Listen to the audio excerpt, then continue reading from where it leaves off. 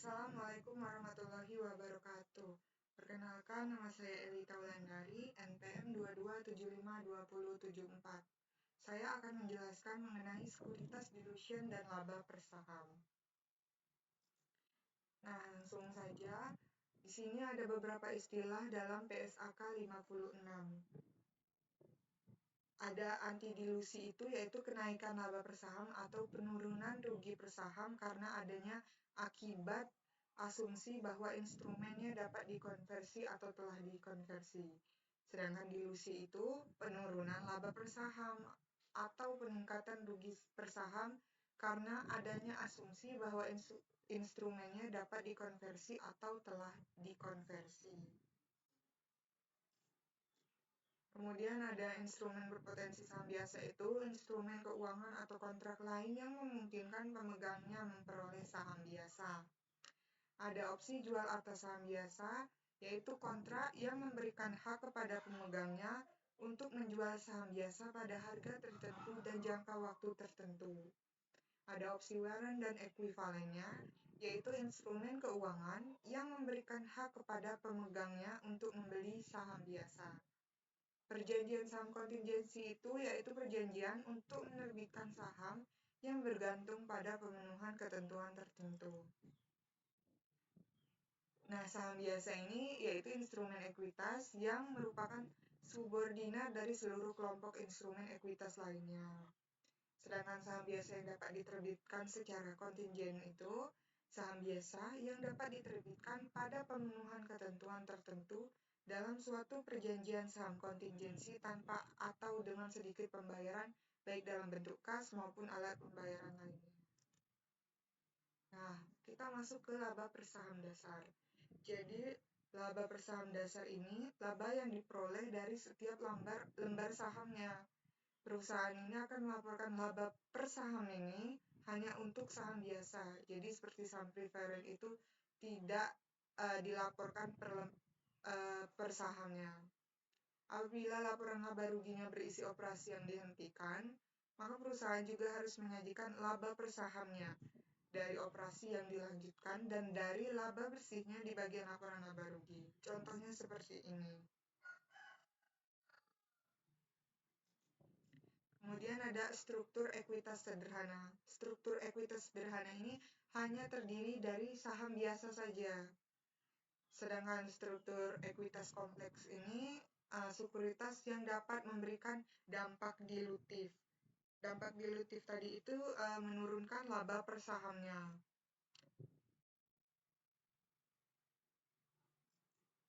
Kemudian ada dividen saham preferen. Cara mencarinya ini dikurangkan laba bersih tahun berjalannya dengan dividen saham preferen dan akan menghasilkan laba yang tersedia bagi pemegang saham biasa. Nah, rumus untuk mencari dividen saham preferen ini sebagai berikut. Earning per share-nya, net income dikurang preference dividends-nya dan dibagi weighted average-nya. Dividen preferen termasuk yang berasal dari saham preferen berjenis kumulatif, baik diumumkan maupun tidak. Maksudnya yang berjenis kumulatif ini, saham preferen yang berjenis kumulatif ini, jika pada tahun ini perusahaan tidak mampu membayar dividen ke pemegang saham preferen, maka dividen yang terutang hari ini akan diakumulasikan ke tahun berikutnya. Kemudian rata-rata tertimbang saham biasa yang beredar. Perusahaan harus menghitung rata-rata tertimbang saham dari bagian periode saham tersebut beredar. Nah, apabila terdapat dividen atau saham pemecah saham, maka perusahaannya harus melakukan penghitungan kembali jumlah saham yang beredar, baik sebelum terjadinya pembayaran dividen sahamnya ataupun saat dilakukannya pemecahan saham atau split share. Nah, di sini ada contohnya. Contohnya, Frank memiliki perubahan pada saham biasanya dalam 1 tahun. Nah, di Januari ini saldo awalnya beginning balance-nya 90.000 saham. Di 1 April dia menerbitkan 30.000 lembar saham untuk dijadikan cash sebesar 30.000. Nah, maka 90.000 di 1 Januari dan di 1 April ini ditambahkan menjadi 120 Nah, pada tanggal 1 Juli dia membeli kembali 39.000 lembar saham atau saham Treasury. Maka nanti akan ada pengurang 120 ini. 120 ini hasil dari saham di tanggal 1 Januari dan 1 April kita kurangkan dengan pembelian saham Treasury pada tanggal 1 Juli 39.000. Jadi hasilnya 81.000. Pada 1 November dia menerbitkan kembali 60.000 lembar saham untuk dijadikan cash sebesar 60.000.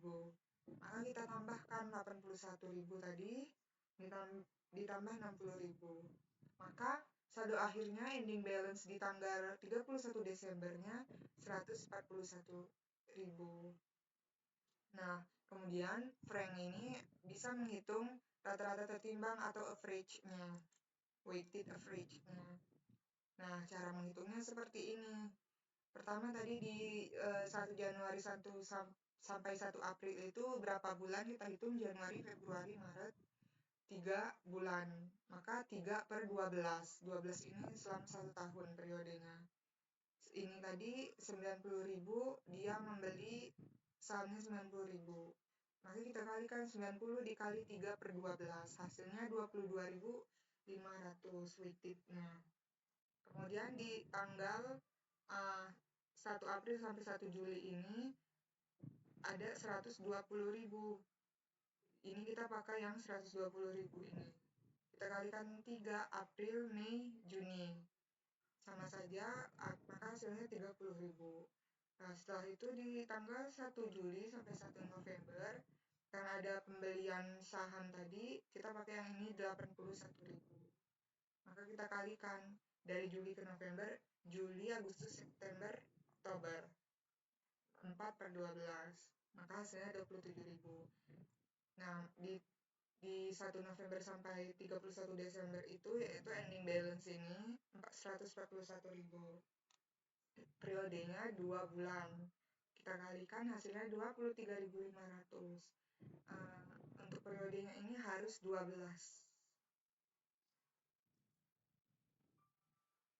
Nah, kemudian untuk contoh dividen saham dan pemecahan sahamnya ini, di sini ada contoh Sabrina Company memiliki perubahan pada saham biasanya selama 1 tahun. Nah, ini di 1 Januari saldo awal atau beginning balance-nya 100.000. Pada 1 Maret dia menerbitkan saham sebesar 20.000 saham. Maka kita tambahkan di tanggal 1 Januari dan 1 Maret ini 100.000 ditambah 20.000, maka dapat 120.000. Pada 1 Juni dia akan membagikan dividen saham sebesar 50%. Maka cara mencarinya yaitu 120 kita kalikan 50%, maka dapatlah 60.000. Nah, di 1 November, oh iya nanti akan kita tambahkan 120, kita tambahkan di 1 Juni pembagian dividen tadi 60.000. Hasilnya 180.000. Di 1 November dia menerbitkan saham sebesar 30.000. Lalu kita tambahkan 180 ditambah 30.000.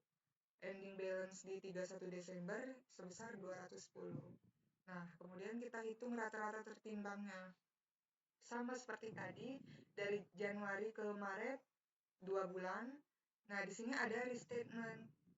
Kenapa harus dilakukan restatement? Karena ini ada pemecahan saham. Jika ada pemecahan saham, maka akan dilakukan restatement.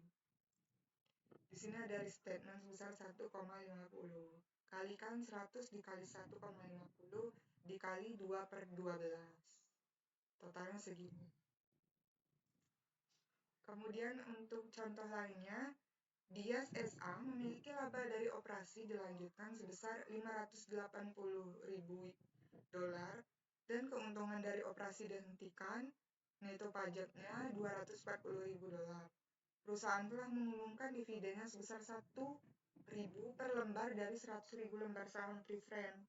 Dias juga memiliki perubahan pada saham biasa yang beredar tahun 2019 sebagai berikut. Jadi ini perubahan saham biasa di Dias SA ini.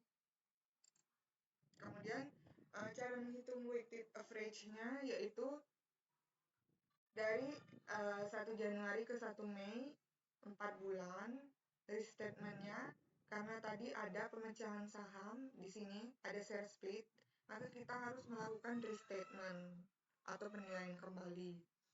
Nah, dari 1 Januari sampai 1 Mei ini akan ada restatement. Kemudian dari 1 Mei sampai 1 Juli ini akan ada restatement. Nah, kenapa di Desember ini tidak ada restatement? Karena restatement itu dilakukan hanya untuk sebelum dilakukan share split atau pemecahan saham. Jadi, setelah dilakukannya pemecahan saham tidak akan dilakukan restatement.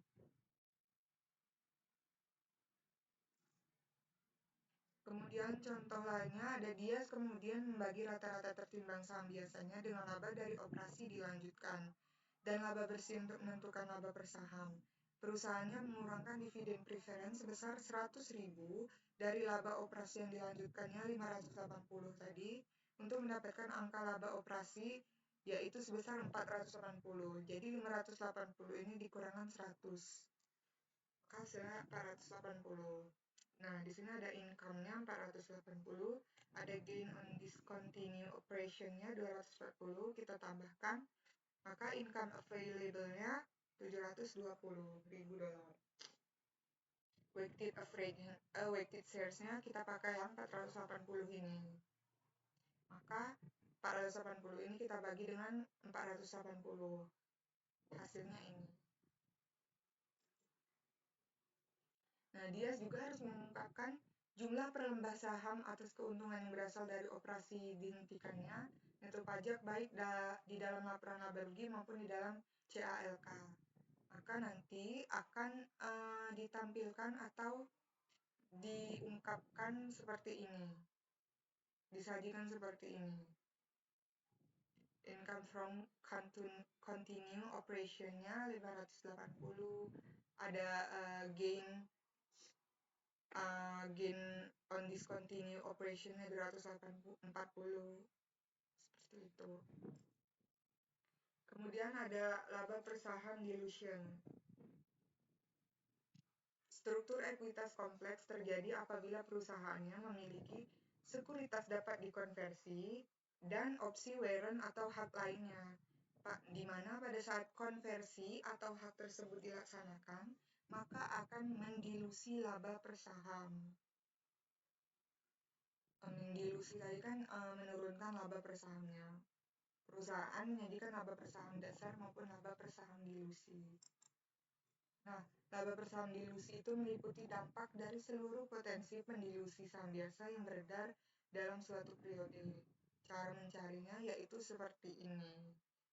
Earning per share, net income-nya dibagi weighted average, dikurang impact of convertible, dan dikurang impact of options, warrants, and other dilutive securities.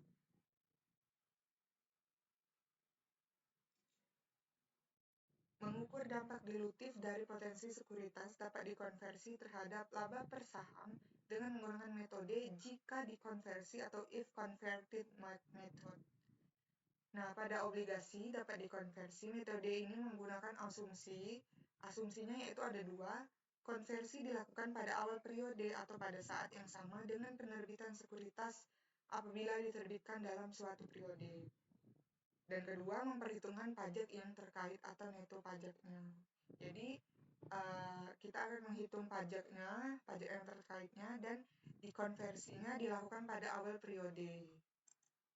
Contohnya ini ada contoh, Mayfield memiliki laba bersihnya 210 euro, jumlah rata-rata tertimbang saham biasanya 100.000 lembar. Nah, jadi laba LPS-nya yaitu 2,10 euro ini. Jadi laba per saham dasar yaitu 2,10 didapat dari 210 euro ini kita bagi dengan 100.000 lembar saham. Kemudian perusahaannya memiliki 2 obligasi yang dapat dikonversi yang beredar. Satu berupa obligasi 6%, dijualnya pada kurs 100 pada tahun lalu dan dapat dikonversi menjadi 20.000 saham biasa. Beban bunganya yaitu 62 euro. Nah, obligasi lainnya yaitu 7% dijual pada kurs 100 pada 1 April tahun berjalan. Nah, dan dapat dikonversi menjadi 32.000 saham biasa. Beban bunganya yaitu 80.000 euro. Tarif pajaknya 40%. Kita hitung, cara menghitung LPS dasarnya itu net income. Net income-nya tadi kan 210, ini laba bersihnya. Kita bagi dengan weighted average-nya. Weighted average-nya tadi 100.000. Kita bagi, maka didapatlah LPS dasarnya 2,10 euro. Ini. Nah, ini. 210 ini kita bagi dengan weighted average-nya 100. Nah, kita langsung saja menghitung LPS dilution-nya, yaitu dari basic PS tadi 210, net income-nya tadi kita bagi dengan rata-rata weighted average-nya tadi 100.000, kita tambah debentures 6% tadi dari obligasi 6% tadi. Ini 6% tadi kan harganya 62 nih. Nah, 62.000 kita kalikan 1,40, 1 dikurang 40, ini 40 ini yaitu neto pajaknya, atau 62.000 ini kita kalikan 6%. Kemudian kita bagi 20.000 weighted average-nya, kemudian kita tambahkan dengan obligasi yang lainnya tadi sebesar bunga 7%, dengan net income-nya 80.000, kita kalikan neto pajaknya 40%, dikali 9/12, karena tadi dia dari April ya. Nah, ini dari 1 April tahun berjalan ini. Sedangkan yang 6% ini dari tahun lalu, jadi 1 tahun full. Makanya yang 7% ini dikalikan dengan 9/12. Kita bagikan dengan weighted average-nya. Nah, kemudian untuk basic IPS-nya 210 kita bagi 100, basic IPS-nya 2,10, untuk obligasi 6%-nya yaitu 1,86, dan untuk 7%-nya 1,50. Nah, untuk mencari LPS dilution-nya, kita tambahkan yang di atas ini, 210 penjumlahan dari ini, kita tambahkan semua, jumlahnya kita bagikan dengan penjumlahan yang di bawah ini. Maka hasilnya itulah diluted IPS-nya. Nah, untuk metode if converted ini, faktor lainnya apabila tarif konversi pada sekuritas dilution-nya dalam suatu periode sekuritas tersebut beredar dan dapat berubah-ubah, maka perusahaannya harus menggunakan tarif konversi dilution yang paling tersedia. Sedangkan untuk saham preferen dapat dikonversi, perusahaan tidak akan mengurangi dividen saham preferen dari laba bersih dalam penghitungan di pembilangannya. Kenapa? Karena perhitungan LPS itu diasumsikan bahwa konversi saham preferen akan menggunakan saham biasa yang beredar, jadi bukan untuk saham preferen. Contohnya, LPS dengan saham preferen yaitu pada tanggal 1 Januari 2019, Land Company menerbitkan 1.000 saham preferen dapat dikonversi 6%. Tiap 100 euro saham preferennya dapat dikonversi menjadi 5 lembar saham biasa. Nah, laba bersihnya itu 240 dan tarif pajaknya 40%. Perusahaan memiliki 100 lembar saham biasa yang beredar selama tahun 2019. Maka cara menghitung LPS dilution tahun 2019-nya itu kita hitung dulu LPS dasarnya tadi, net income-nya 240. Ini net income-nya kita bagi dengan 100. Rata-rata weighted average-nya. Maka didapat LPS dasarnya 1,80. Kemudian untuk dividennya 1 euro tadi, ini penerbitan 1 euro kita kalikan dengan 6%.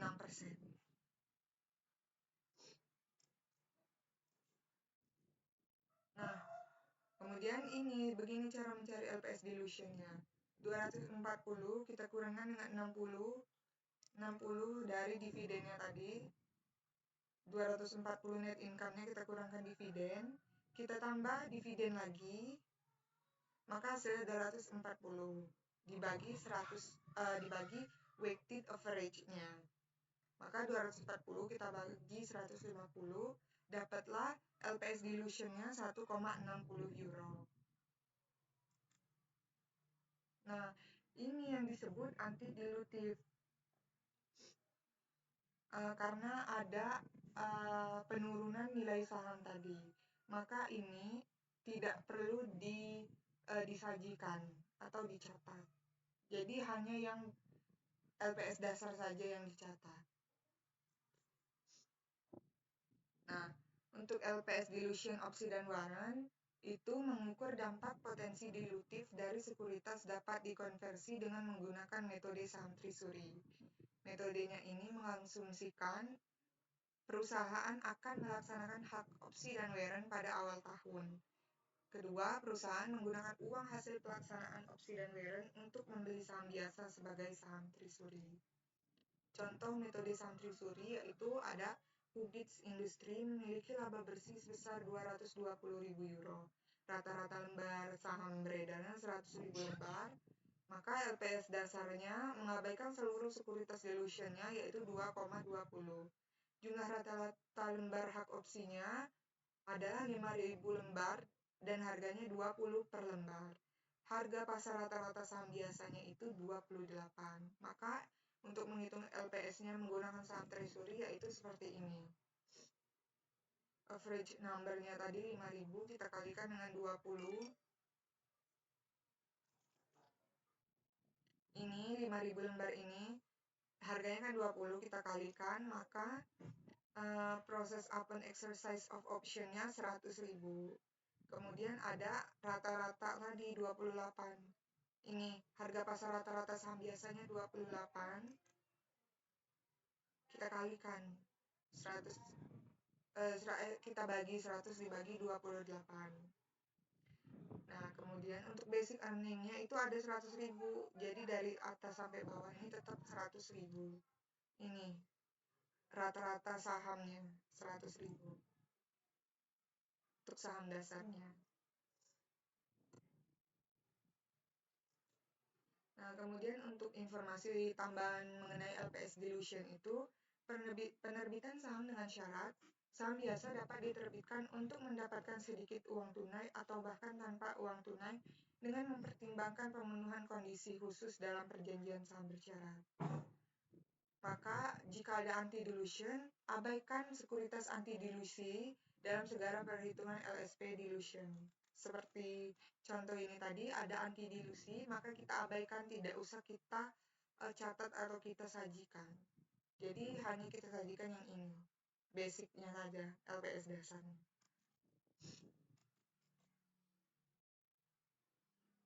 Untuk penyajian dan pengungkapan laba per saham itu,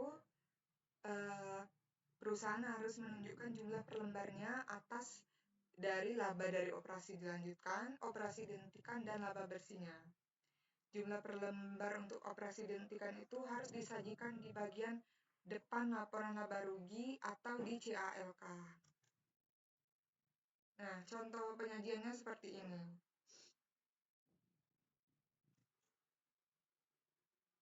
Ini strukturnya.